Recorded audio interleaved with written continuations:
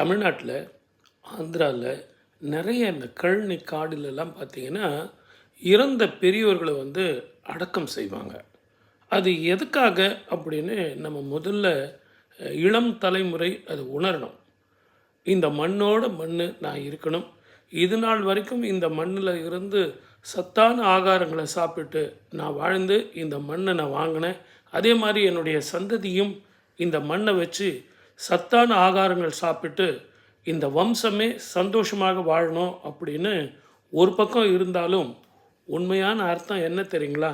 அந்த சமாதி இருக்கிறதுனால ஒரு 10 தலைமுறை, ஒரு 15 தலைமுறைக்கு அப்புறம் கூட என்னுடைய தாத்தா, என்னுடைய முத்தாத்தா, என்னுடைய பாட்டியினுடைய சமாதி இங்கே இருக்குதுன்னு சொல்லிட்டு அந்த நிலத்தை விற்கவோ அல்லது அடமானம் வைக்கவோ செய்ய மாட்டாங்க.